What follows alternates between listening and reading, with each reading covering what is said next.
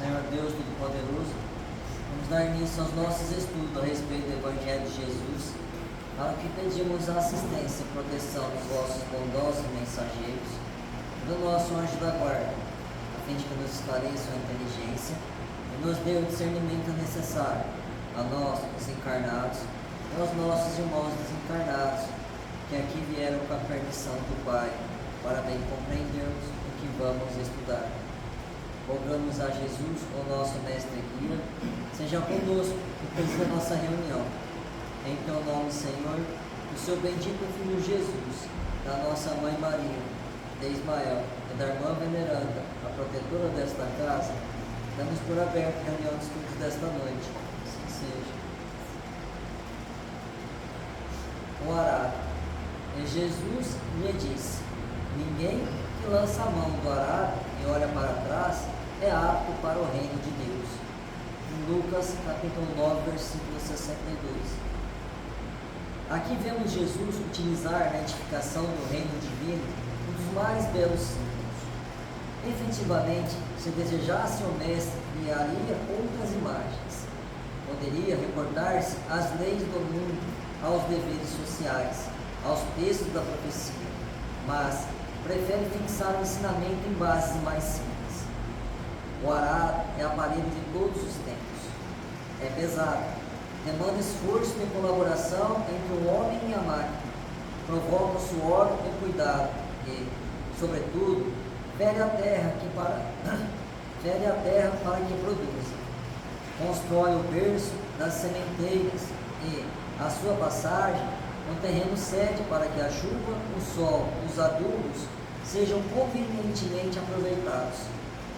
É necessário, pois, que o discípulo sincero tome lições com o divino cultivador, abraçando-se ao arado na responsabilidade, na luta edificante, sem dele retirar as mãos, de modo a evitar prejuízos graves à terra de si mesma.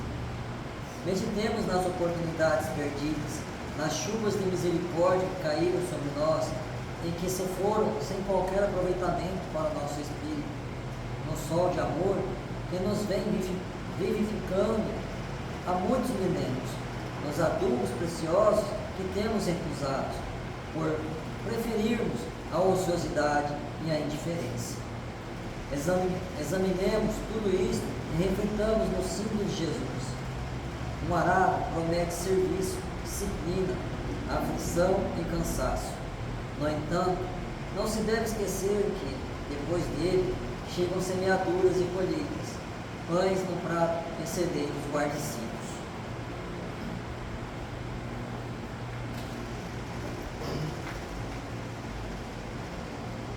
Pai nosso que estás no céu, santificado seja o vosso nome, Senhor. Que venha a nós o vosso reino, que seja feita a vossa vontade, assim na terra como nos céus. O pão nosso de cada dia nos dai hoje, Senhor. Perdoai as nossas ofensas, assim como nós perdoamos aos que nos têm ofendido. E não nos deixeis que entremos em tentações, e livrai-nos, Pai, de todo mal, porque seu é o reino, o poder e a glória para sempre.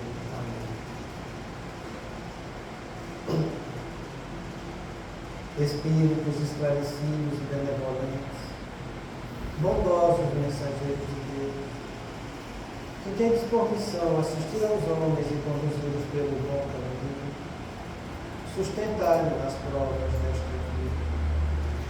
Dai-me força para suportá-las sem murmurar. Afastai de mim os maus pensamentos e fazei que eu não dê entrada num espírito que tenta sedudir e conduzir-me no caminho do mal.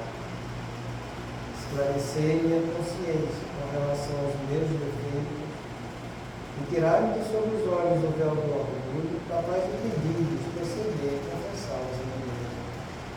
A ti, sobretudo, bondoso anjo da guarda, que mais particularmente velais por mim, e a todos vós, espíritos protetores, que por mim vos interessados, fazer que me torne digno da vossa proteção. Conheceis as minhas necessidades, que elas sejam atendidas segundo a vontade de Deus. Que a paz que irradia do coração de Jesus e que abrange toda a terra possa ser assimilada por todos os corações aqui presentes, tanto encarnados quanto desencarnados, para que por possa dessa paz possamos compreender as leis que regem o mundo espiritual e ter a sabedoria de praticá-las na nossa vida diária.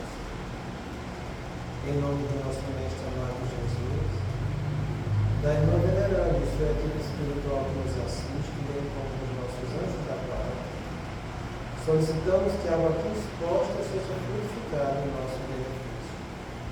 Que assim seja, damos graças a Deus. Amém.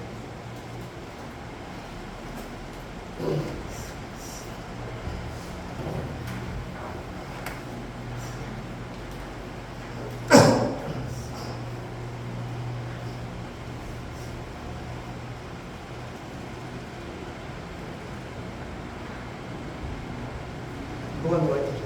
Boa noite. Bruninha veio.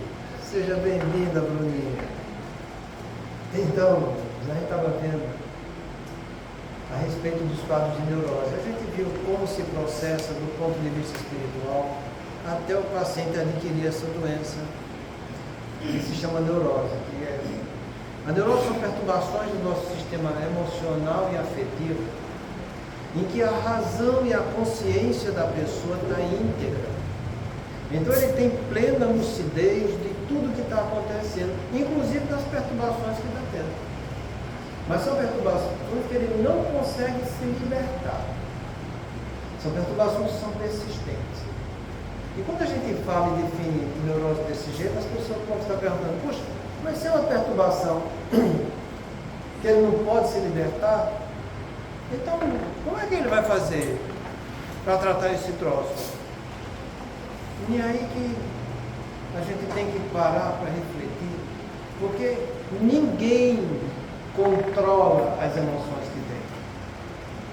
Ninguém.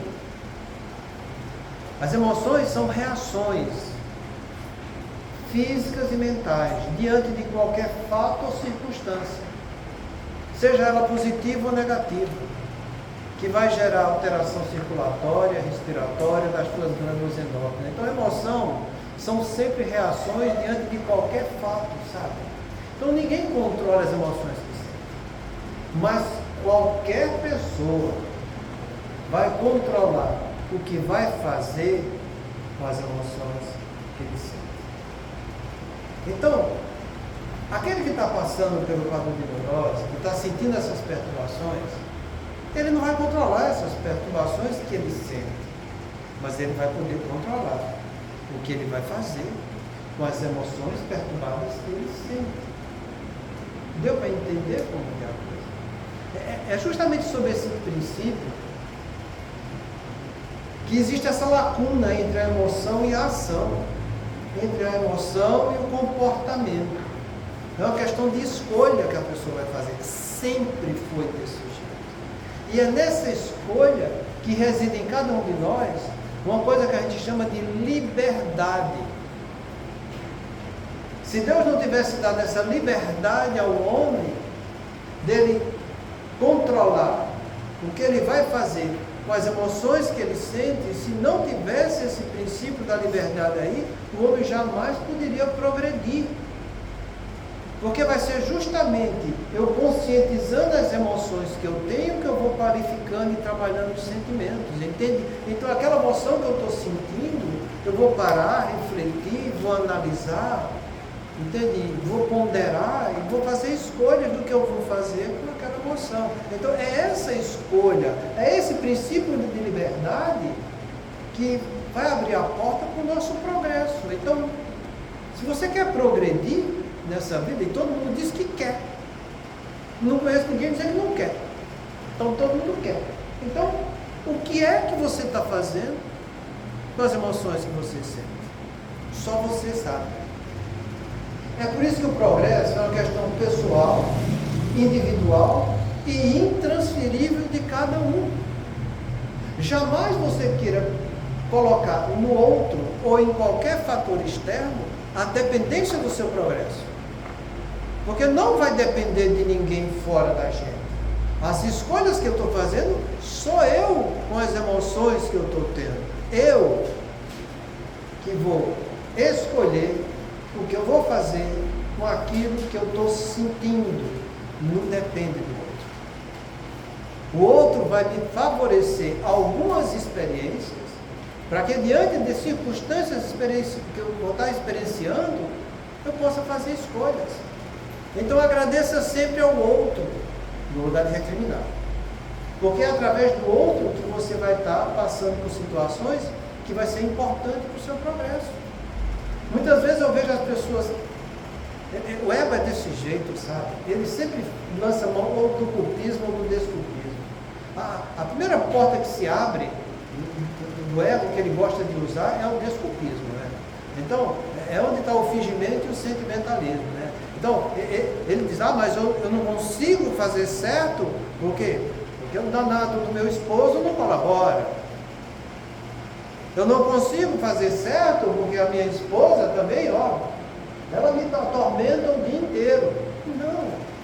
Não, isso é uma oportunidade de crescimento.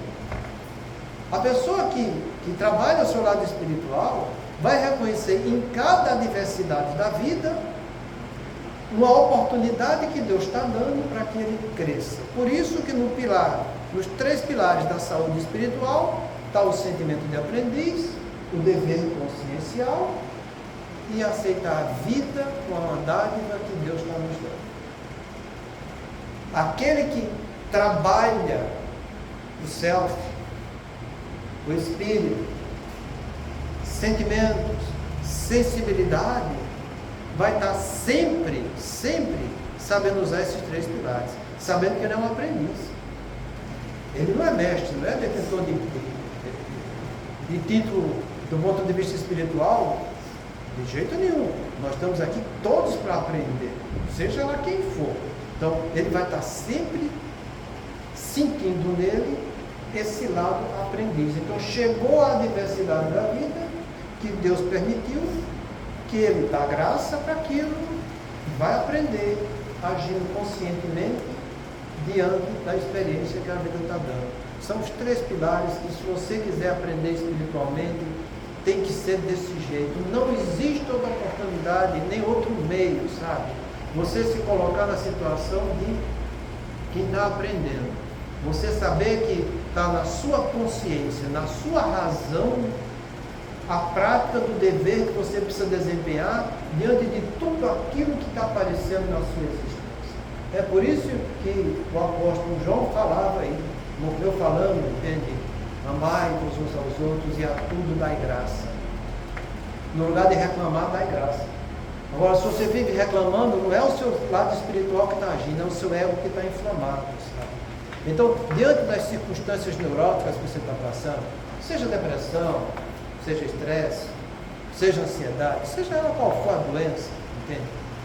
Você tem consciência de tudo que está lhe acontecendo. A sua razão, que é a sua capacidade cognitiva, está íntegra. Você sabe que você passa por uma perturbação emocional. Você não vai em busca de tratamento se você não quiser. Você não vai em busca de trabalhar a melhora se você não quiser. A escolha é sua. Por quê? Porque seu livre-arbítrio está íntegro. As perturbações existem, são visíveis e palpáveis, mas o seu livre-arbítrio está íntegro. Você vai escolher aquilo que você vai fazer.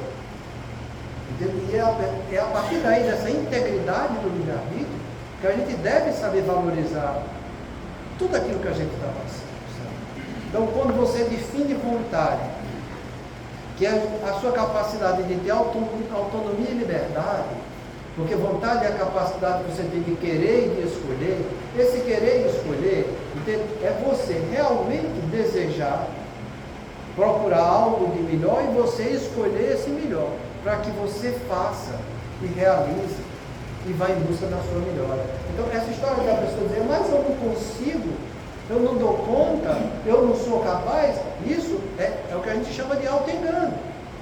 Isso são crenças limitadoras. Você não iria conseguir se a sua razão tivesse perturbada, que é o que acontece nos quadros psicóticos. Você não iria conseguir, entende? Se a sua capacidade de ter consciência do que está lhe acontecendo tivesse perturbada. Mas você não, você tem consciência que você tem razão. A escolha é sua. O resto é auto-engano.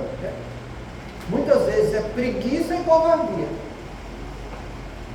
Preguiça de você pensar e fazer a escolha correta. Covardia de ir à luta. Entende? E aí a gente vai fazer o quê com uma pessoa que é preguiçosa e covarde? Não tem muito o que fazer. A única oportunidade que a gente tem é de sugerir algo de melhor para ela. Entende? Se ela vai querer pensar, refletir, analisar, ponderar aquela sugestão e tomar uma iniciativa melhor, ótimo. Se não quiser, paciência. Né? Entenda? Os nossos anjos da guarda, espíritos familiares, vão fazer a mesma coisa conosco. Eles apenas sugerem, é bom para você ir atrás de algo que vai trazer um conhecimento da tua afetividade, da tua razão, para que você melhore, você consiga reagir a esse quadro depressivo que você está tendo. Ou esse quadro de estresse que te causa irritabilidade. Ou essa ansiedade que te gera tanta insegurança. A gente sugere, a gente leva a opção. A escolha é do outro. E é aí que está o ponto principal do que a gente está estudando, sabe?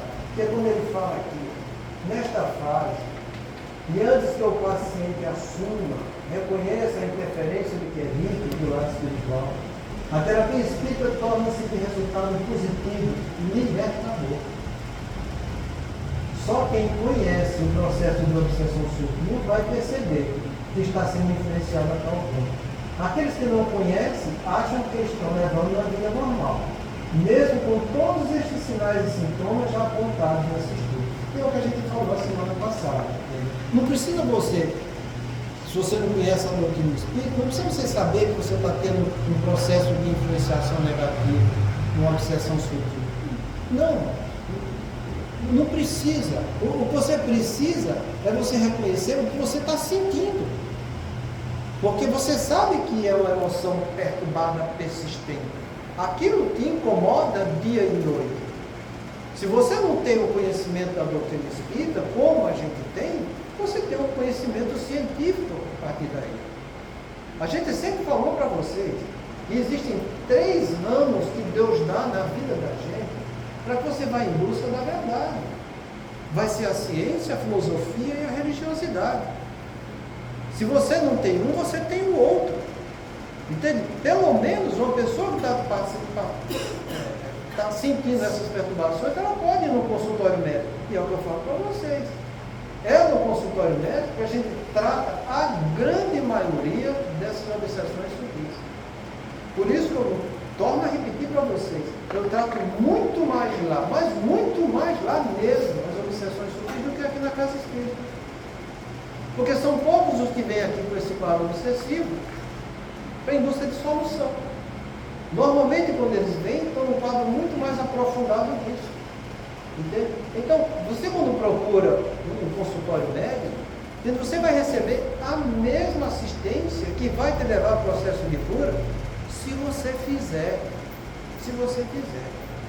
Se lá no consultório a gente tem medicamentos que ajudam no transtorno do humor, a gente tem remédios que ajudam na irritabilidade, que é do estresse, a gente tem remédios que ajudam no distúrbio de ansiedade, a gente tem medicamentos que vai trazer a pessoa para um quadro de equilíbrio dos seus efeitos, das doenças emocionais que estão passando.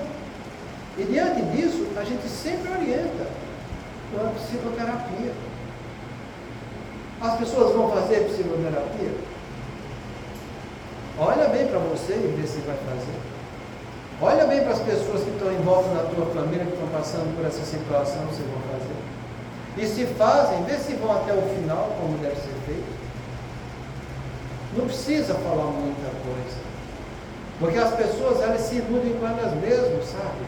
Elas acham que tirando o efeito, já está bom. E não está bom tirando o efeito. São poucos os que vão fazer terapia, porque depois que tomam um remédio, que sente um pouco de equilíbrio, já está bom para mim. Está ótimo. Vida que segue. Além de não fazer terapia, depois que acaba aquela receita que a gente dá, nem retorna. Porque acham que já estão curados. E aí começa a dar cabeçada na vida. Porque as doenças vão se aprofundando. E com esse aprofundamento elas vão se intensificando.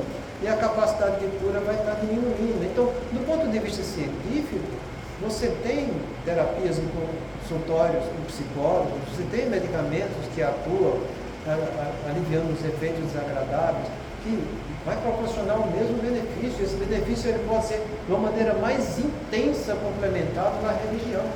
Por isso que a grande maioria, vamos dizer quase a totalidade daqueles que a gente atende, a gente sempre dá uma pitada.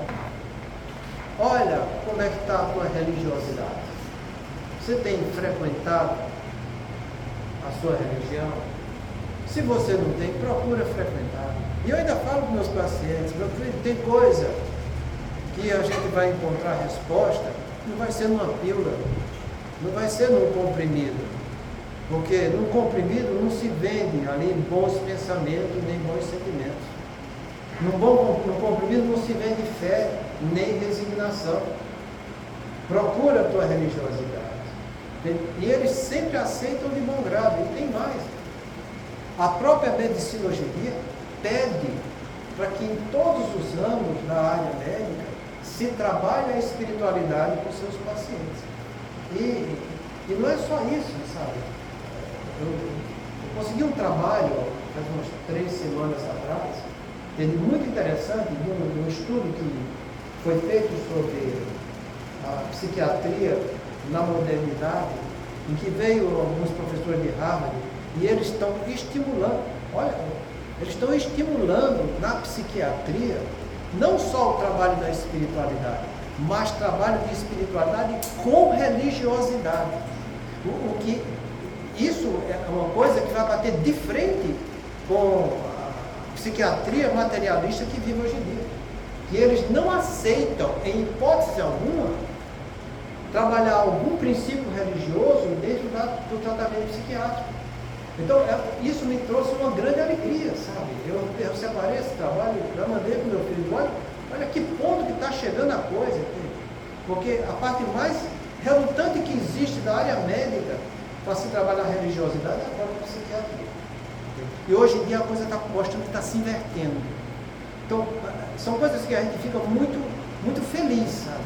Porque você vê que existe um verdadeiro um abraçar que se confunde entre a ciência, a filosofia e a religiosidade. Então isso é muito bom, isso vai trazer muitos benefícios para as coisas, sabe? Então, diante disso, dos quadros neuróticos que as pessoas estão tendo, e que não é difícil, porque todo mundo, quem aqui nunca passou por um transtorno de ansiedade? Quem aqui não teve seus momentos de tristeza que perduraram mais de 2, 3 semanas aí, que já traduz um quadro depressivo menor? Quem passou? Ninguém não passou por isso por causa de irritabilidade persistente, de estresse diante de uma circunstância da vida que está lhe gerando um pouco de desequilíbrio. Todos nós já passamos por isso. E ainda vamos passar, sabe? Então, entenda que nessas situações, a gente tem ao nosso dispor, que somos espíritas, a terapeuta espírita que está ao nosso alcance. E é isso que a gente vai estudar hoje, que a gente começou a semana passada. Essa terapeuta espírita, que consta de atendimento fraterno, passes, água purificada, reunião de evangelização, reunião de estudo, prece e evangelho. Isso é tudo que a doutrina espírita lhe oferece. Okay? Atendimento fraterno é você levar esclarecimento e consolação para aquele que está sofrendo. Porque aquele que te procura para receber um atendimento dentro de uma casa espírita, ele te procura porque ele está esperando alguma coisa boa para ele que ele não tem. Porque senão ele não iria procurar. Ele estava bom do jeito que estava. Então não vai fazer atendimento fraterno. Se vai fazer atendimento, ele precisa de alguma coisa, está entendendo? Então o que é que se faz no atendimento fraterno? Saber escutar aquilo que o paciente está dizendo. Não do jeito que ele está percebendo, mas com uma visão acima daquilo que ele está sentindo. Para que com essa visão acima, você possa levar para ele algum esclarecimento diante da circunstância desagradável que ele está vivendo. Então você tem que saber escutar para saber aonde está o problema e como você vai ajudá-lo a superar aquela dificuldade. Por isso que a gente diz, aquele que sabe escutar tem sempre uma boa palavra para esclarecer e consolar. É assim que funciona o atendimento fraterno.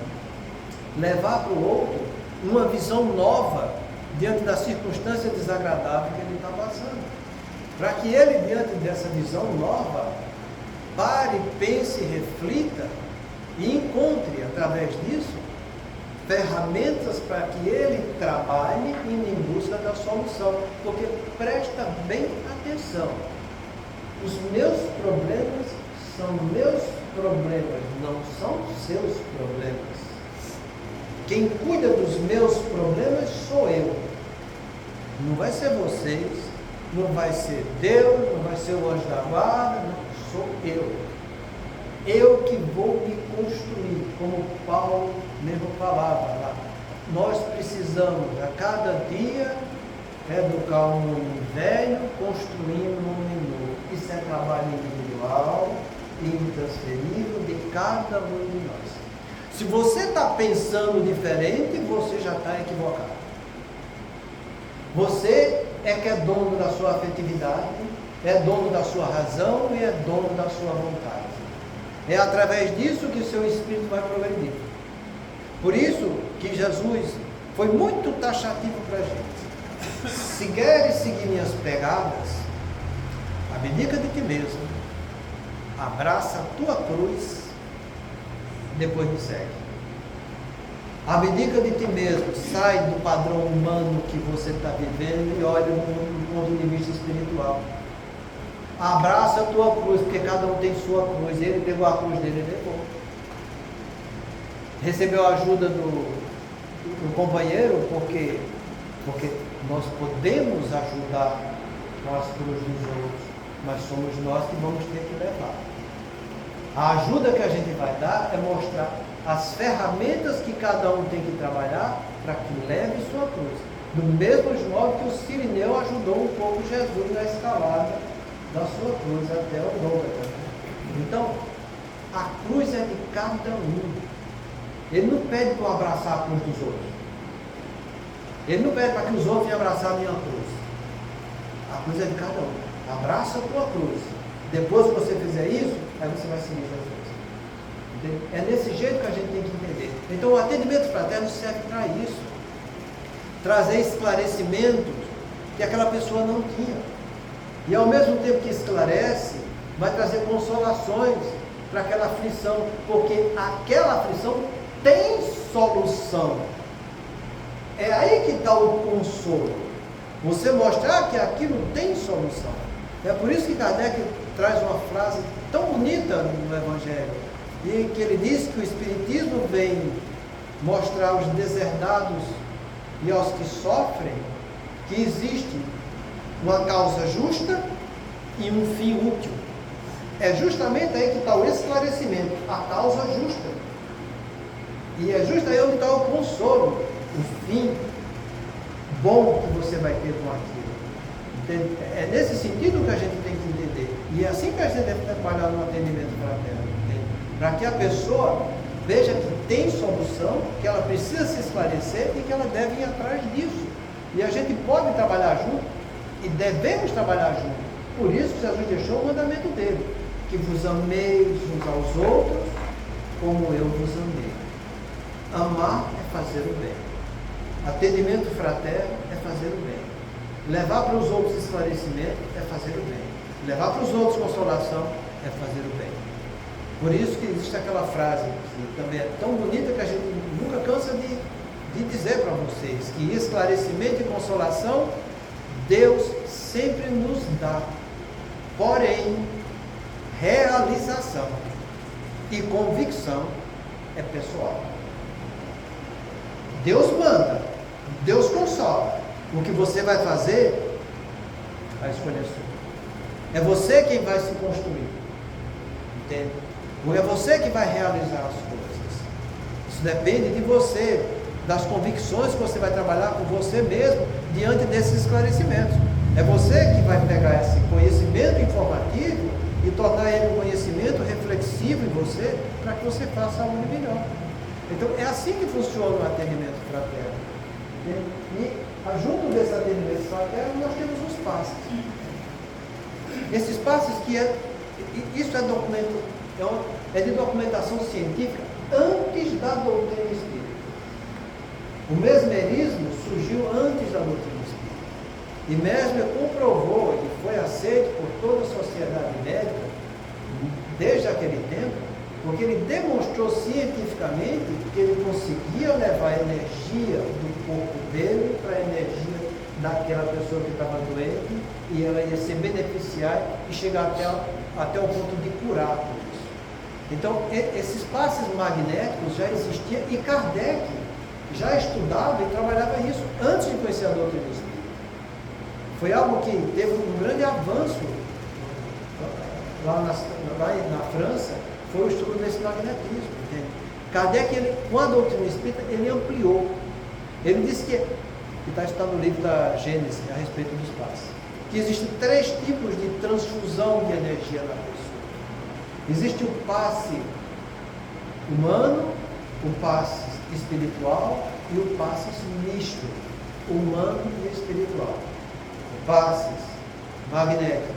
Humano é o mesmerismo, em que você vai tirar a sua energia e dar energia para os outros.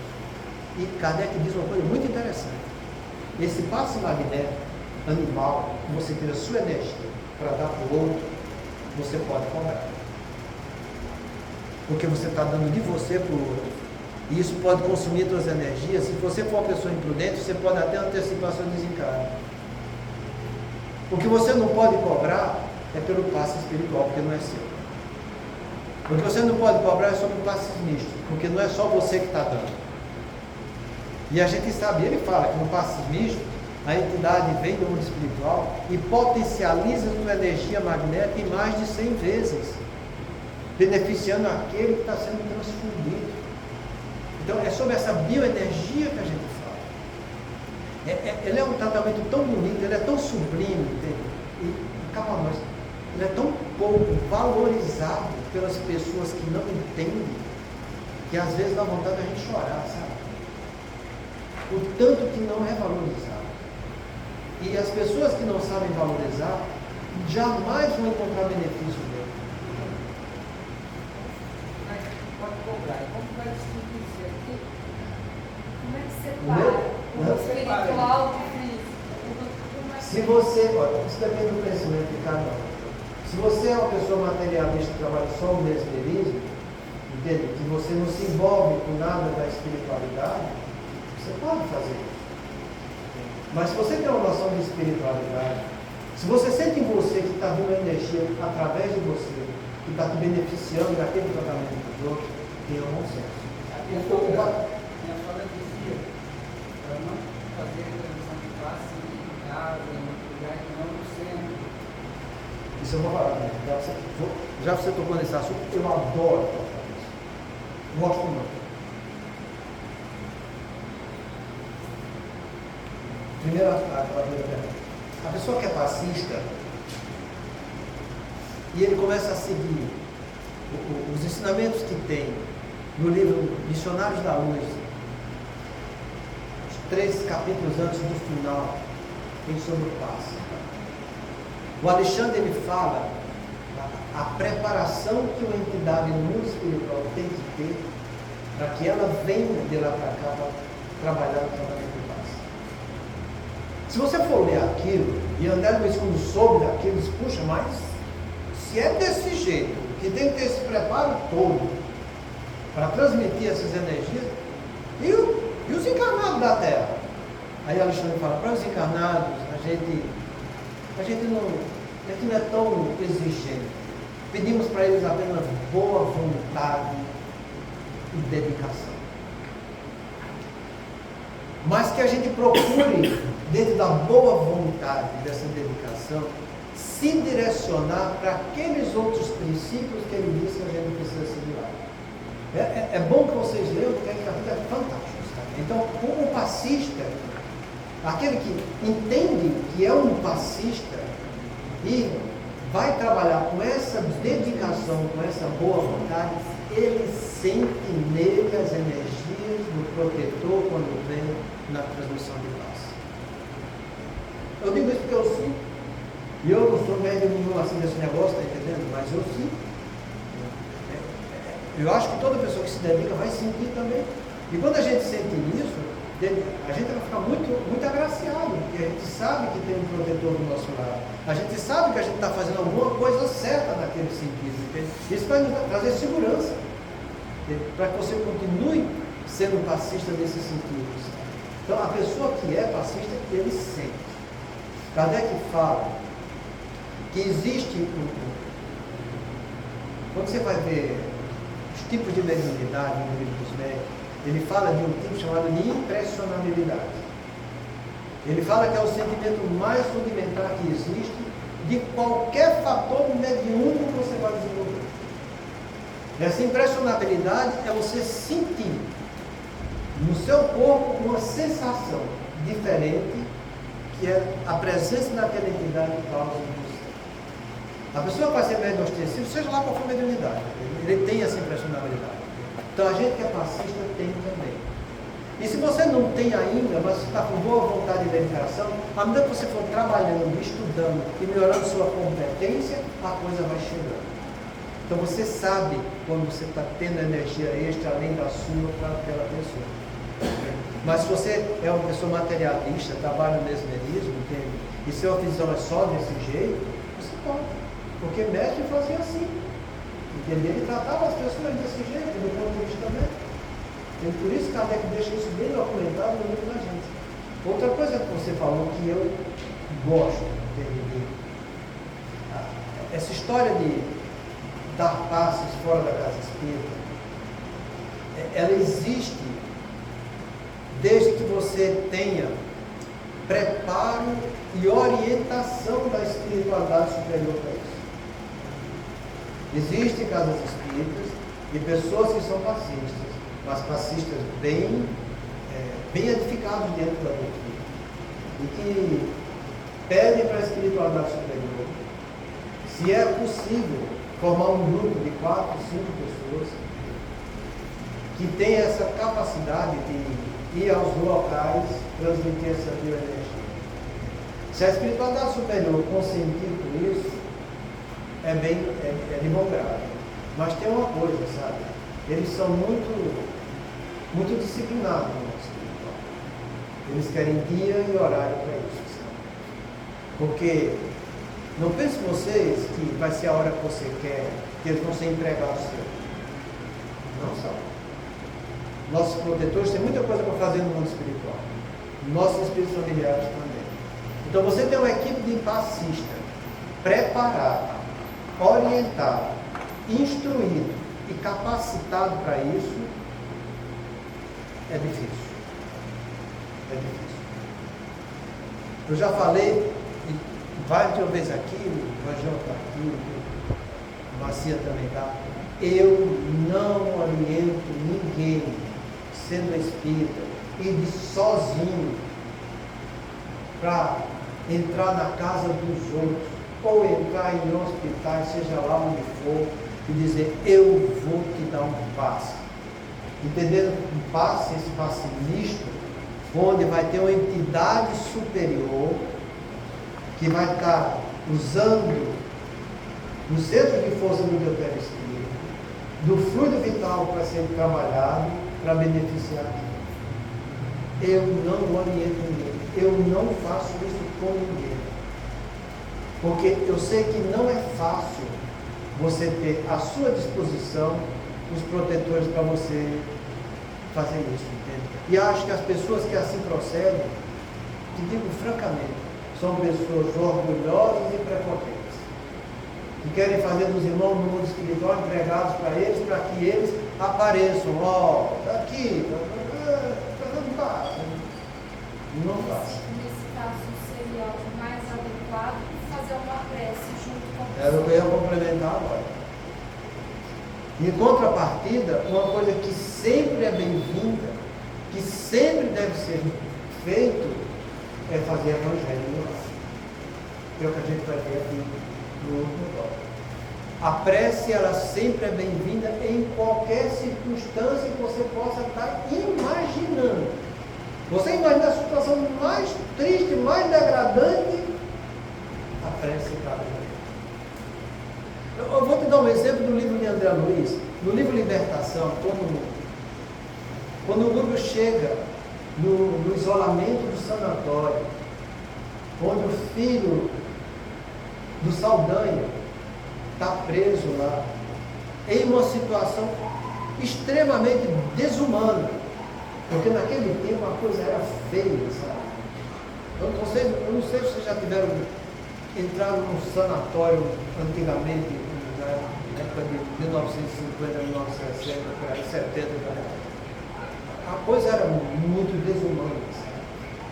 Você vê pessoas ali com restos de roupa, sem banho, onde tinha urina, tinha fezes, ali, sabe Deus quantos dias.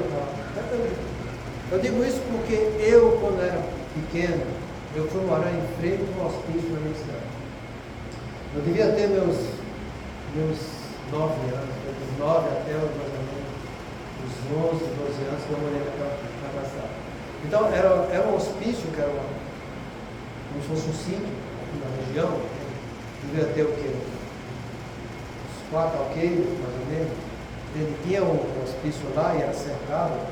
Na frente da minha casa era um hospício. E não tinha outra coisa. Tinha o hospício na minha casa e depois de uns 1.000 e poucos metros tinha uma igreja. Então os dois fugiam para minha casa. Eu não tinha outro canto, era o canto mais perto. E eu te digo de passar. Ninguém da minha casa foi agredido por nenhum deles. Ninguém. Muitos entravam, sentavam, conversavam, tomavam água, comiam, coisa e tal, tá entendendo? E ali a gente conhecia as coisas, como que era. Eu aprendi muito naquilo. Então, nesse momento em que o Búrbio chega naquela situação, quando ela me descreve aquilo, ele pede para o Saldanha para fazer uma oração. Ele senta no chão e faz uma oração. E naquele momento, é tanta luminosidade que chega naquele recinto, e que não fica restrito só àquela cela, que é uma verdadeira prisão, mas irradia para os outros locais daquele hospício, trazendo tanta energia boa, e a partir dali ele começa a esclarecer aquelas obsessões que tinha naquela criatura, entende? E a coisa se soluciona. Por isso que eu falo para você, a prece, é isso aqui que a gente vai ver, ela sempre vem. Faça junto, estuda o Evangelho, abre, faz uma leitura, explica alguma coisa, leva esclarecimento, leva consolação. Isso é sempre bem-vindo, sabe? Agora essa história de dizer, eu vou te dar um passo, eu vou trazer meu protetor para cá. Gente, você não sabe onde é que você está entrando. Eu não sei como é que está o grau de comprometimento espiritual daquele que está sofrendo. Sejamos prudentes diante das circunstâncias da vida. A gente leva para o outro que está ao nosso alcance do ponto de vista humano, entende? Do ponto de vista espiritual, que Deus dá para todos nós. Faça isso, que sempre você vai ter um bom resultado. Mas não queira tirar da doutrina algo que é bem mais superior e que não está ao teu alcance fazer. Porque nossos protetores não são empregados nossos. E se eu estou entrando na casa de um obsidiado, que eu respeito aquela casa. Entende? E eu fazendo prece, eu vou estar respeitando. E os obsessores, vendo eu fazer prece, eles também vão respeitar. Entende? Mas jamais você vai querer levar algo que ultrapasse a isso. Porque eu não concordo nem oriento ninguém. Tem gente aqui dessa casa, espírita que faz isso? Tem. Já expliquei para eles inúmeras vezes. Ele continua fazendo? Continua. Por quê? Escolha dele. Não é? A gente não tem que respeitar a escolha. Eu falo para vocês, nossa função é sugerir algo e mostrar esse algo que tem consistência do ponto de vista doutrinário. A gente vai levar a doutrina para o outro. Se ele menospreza a doutrina, problema dele. Entende? Então que a gente tenha esse bom senso, essa prudência, porque você é o construtor de você. Você é quem vai responder pelos seus atos. Você não vai responder pelos atos dos outros. Entende? Cada um vai responder por ele. Então que a gente tenha esse bom senso, essa prudência. Porque passes, e é o que eu sempre falo, deve ser feito dentro da casa espírita.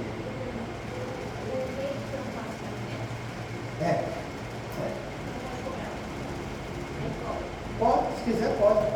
Eu já atendi pessoas que praticaram isso que chegaram em grau de obsessão por causa disso. O reiki.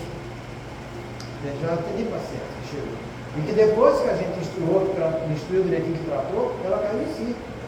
E ela disse, mas eu via um praticando lá que me gerou uma obsessão e eu não percebi. E depois ela falou, eu teve muitas vezes, foi muito interessante isso. Ela mesma falou, muitas vezes eu saía e agora eu entendo, portanto que eu comprometi minha saúde física praticando isso. E ela parou com isso, ela vez por outra ainda vem aqui na casa espírita, quando tem condição. Ela vem tomar passe aqui junto com a gente. Então é algo que existe, mas a pessoa tem que ter bom senso e prudência. Porque é comprometedor do ponto de vista físico. Por isso que Kardec fala, a pessoa que pratica um passe magnético, ela tende a, porque ela está tirando a saúde dela para dar para o outro. E ele pode comprometer a saúde dela com isso. Eu acho que a pessoa não tem que cobrar nada quando se trata de espiritualidade, mas você entenda o ponto de vista que ele está passando. A gente que pode ser desse jeito. Então, que a gente compreenda o passe como essa coisa santa que deve existir numa casa espírita. Eu sempre falo para vocês que a cabine de passes é algo que tem que ser venerado dentro de uma casa espírita. É algo que tem que ser santificado. Porque ali é um canto em que a própria espiritualidade superior, ela vai fazer faixas de proteção para que tenha só fluidos salutares naquele local e naquele recinto. Torno a repetir para vocês, no livro Nos Domínios da Mediunidade, tem um capítulo lá que o Aulus fala para André Luiz sobre o passe. E que André Luiz, quando chega na casa espírita, que ele percorre todo o local, quando ele chega no local onde é colocado o espaço, ele sente o impacto da energia boa. E ele fica encantado com aquilo.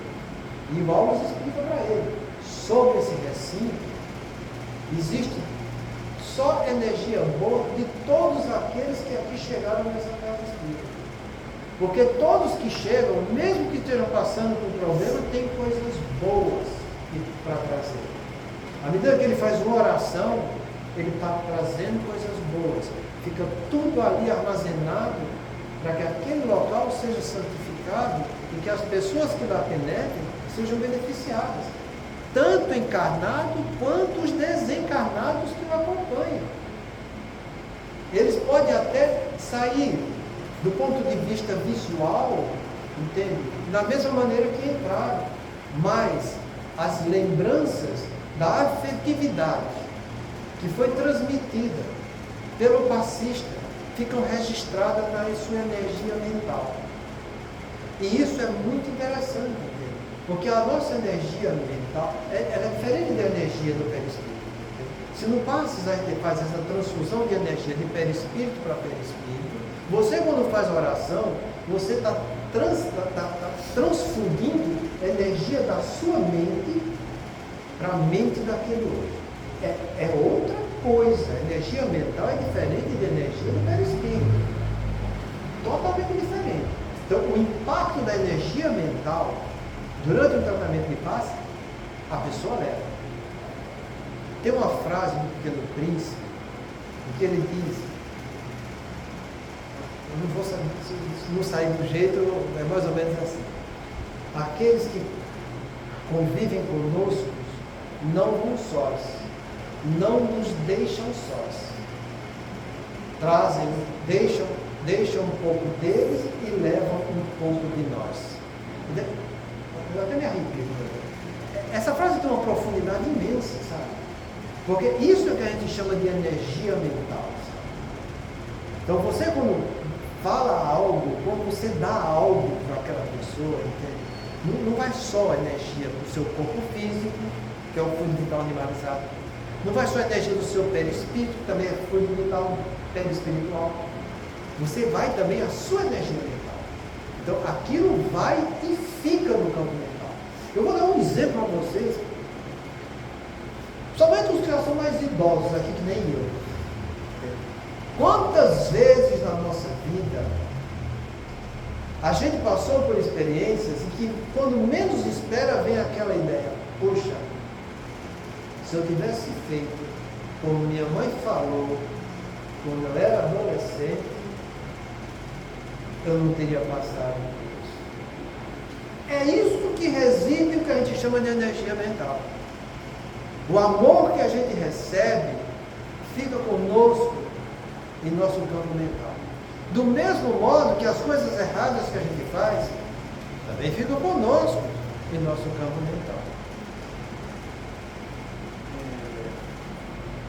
O senhor recomenda a pessoa terapia espírita ela frequentar mais de uma casa espírita, frequenta um lugar, quando passa em outro lugar, isso tem alguma...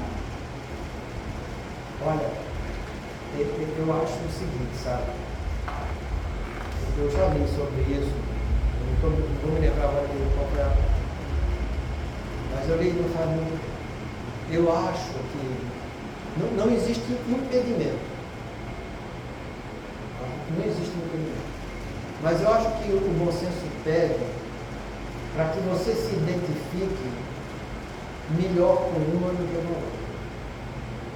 Você pode frequentar, a gente pode. Eu acho que, por exemplo, reunião mediúnica não cabe bem. Eu não oriento ninguém a fazer isso. Participar de reunião evangélica, eu acho legal. Você pode levar o seu conhecimento para uma casa, levar o seu conhecimento para outra casa. Participar de reunião de estudo, eu também acho que é legal. Isso ajuda na divulgação da doutrina espírita e no entrosamento entre as casas. Isso do trabalhador. Mas se você está em tratamento, eu acho que o bom senso pede para que você fique numa casa. Eu acho que entenda, porque a própria espiritualidade que está ajudando nesse seu tratamento, ela vai contar com os recursos que existem naquela localidade para ser recurso. Eu acho que um bom senso pede. Porque eu te digo com toda sinceridade, não são todas as casas que mantêm um cunho de estudo na direção da doutrina. A gente não deve confundir o movimento espírita com a doutrina espírita. A doutrina é sempre uma, o movimento não. Depende das pessoas que estão compondo aquela localidade. Entende como é as coisas? Então, eu acho que o bom senso pede para que você se filie àquela que você se identifica, entende? E à medida que você vai convivendo ali, a própria espiritualidade que te envolve, ela vai trazendo o que você precisa para aquele local. Sabe? Quando a pessoa começa... eu vou te dar um exemplo muito simples. Você já viu a pessoa fazer psicoterapia com 2 terapeutas diferentes? Isso não existe. Não existe. Você já viu a pessoa fazer um tratamento psiquiátrico com 2 psiquiatras diferentes? Não existe. Entende? Porque é o tipo da coisa. A visão de um, entende? E a empatia que um vai ter, vai falar mais alto do que o outro, sabe? E aquele outro que não está tendo muita empatia fica desvalorizado. Não faz sentido a coisa. Eu acho que o que manda é essa energia empática que vai existir entre você, o trabalho que é feito, reunião de estudo, reunião evangélica, o tratamento de passe, esse envolvimento ele é importante. Deixa eu te falar só uma coisa. Durante as reuniões mediúnicas, a gente sabe que os irmãos que vão sendo trazidos para tratamento, muitas vezes eles ficam semanas, às vezes até meses, acompanhando o movimento daquela casa para que chegue a um ponto de fazer esclarecimento. Tem um livro chamado Sublimação, que é um livro da Ivone Pereira do Tosca, que esse livro ele é lindo. Ele mostra, Bezerra de Menezes trabalhando, em que ele vai trazer um grupo que trabalha a obsessão, que vai esclarecer um caso de suicídio, 2 suicídios que está tendo e outro que está tendo naquela família, e ele vai tratar o caso obsessivo.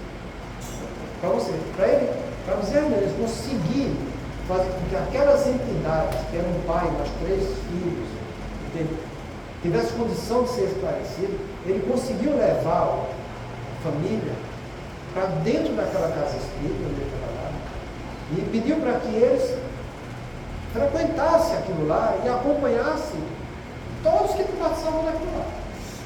Então eles ficaram acompanhando os médicos, os passistas, as pessoas que esclareciam, as reuniões evangélicas, reuniões de estudo.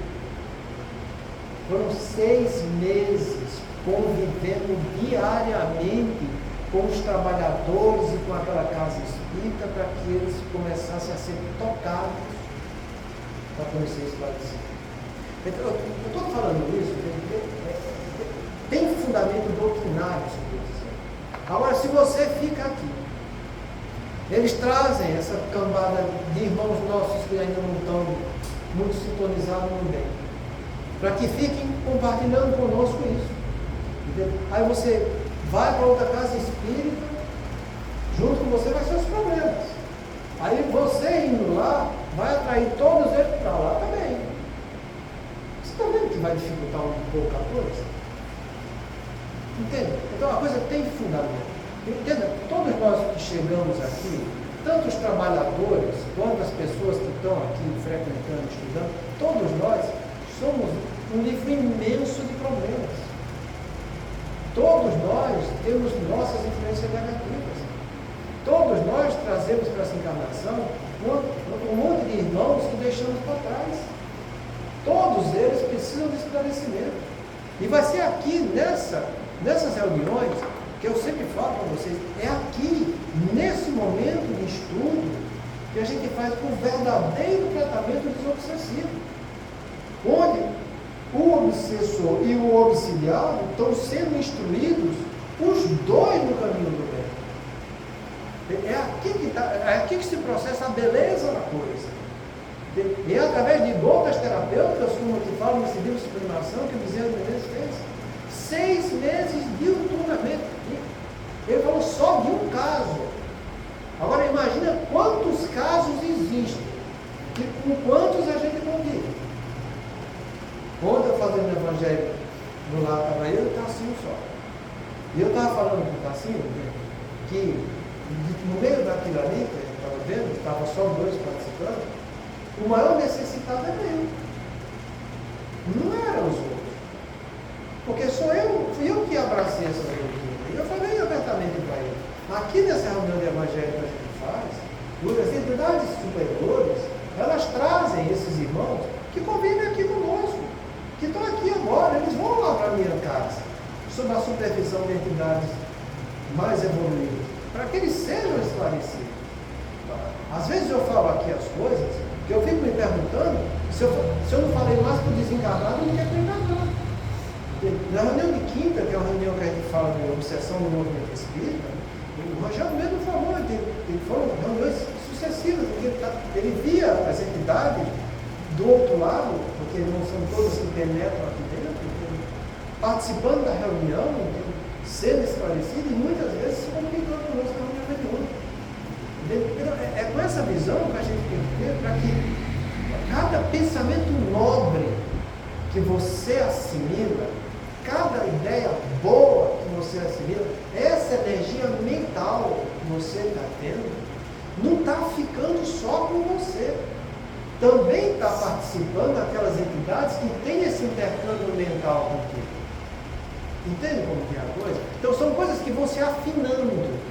E à medida que vai se afinando, vai adquirindo cada vez mais força, mais vigor, para que diante dessa paciência e da coragem que vocês estão tendo de ir atrás de coisas novas para acrescentar as suas crenças limitadoras, os irmãos que acompanham, seja eles irmãos simpáticos do mesmo quilate, ou irmãos que querem te prejudicar e são irmãos inferiores, todos eles vão estar sendo beneficiados. Quanto mais pensamento nobre você assimilar, mais energia vai estar dando para eles.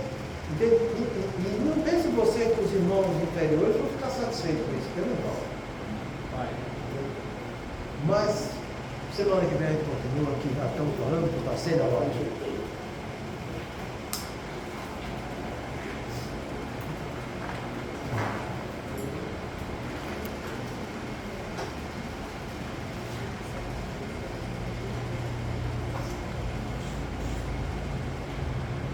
Passando nossa prece pelos amigos que ainda não conquistamos. Deus misericordioso, que a tua bondade se estenda por sobre todos os espíritos que se encontram das nossas preces, em particular os amigos que ainda não conquistamos, bons espíritos, que tens por uma ocupação cada dia, interceder comigo pelo amor de Deus. Fazer que eles brilhem diante dos olhos do raio da esperança, e que a luz divina nos esclareça acerca das imperfeições que nos conservam distante da morada dos bem-aventurados. Abrimos o coração ao arrependimento e ao desejo de se curar, para que se nos acelere na verdade.